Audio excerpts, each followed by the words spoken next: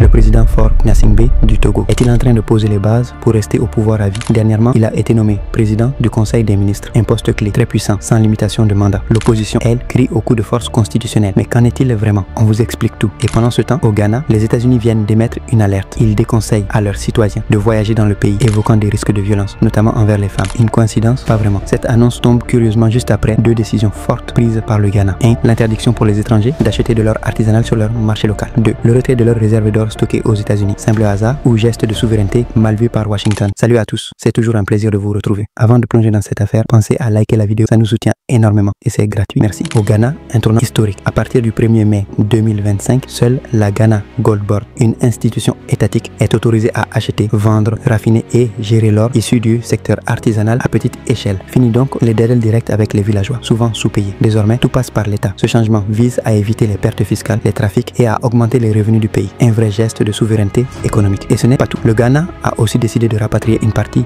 de son or jusque-là stocké aux États-Unis. Pourquoi? Pour éviter un scénario à la russe. Des avoirs gelés, des sanctions surprises. Le message est clair. Et reprendre le contrôle de ses ressources stratégiques. Mais pourquoi stocker de l'or à New York? Historiquement, après les indépendances, de nombreux pays africains ont placé leurs réserves dans des banques occidentales par sécurité et pour gagner en crédibilité sur les marchés internationaux. Aujourd'hui, le monde a changé et certains pays veulent reprendre leur autonomie. Et maintenant, cap sur le Togo. Faure Gnassingbé vient de prêter serment comme président du Conseil des ministres, un poste exécutif de très haut niveau et sans durée de mandat définie. Une fonction qui lui donne la main sur la gouvernance, le budget, la sécurité et même les forces armées. Une modification constitutionnelle récente supprime les élections présidentielles au suffrage direct. Désormais, le président est élu par le Parlement, majoritairement acquis au parti au pouvoir. Pour l'opposition, c'est une manœuvre claire. Garder Faure au pouvoir sans dire qu'il est président à vie. Alors, Ghana, souveraineté économique ou défi diplomatique? Togo, avancée politique ou verrouillage du pouvoir? Dites-moi ce que vous en pensez en commentaire. Et abonnez-vous pour d'autres vidéos sur la politique en Afrique. Merci de nous avoir suivis et que Dieu vous bénisse.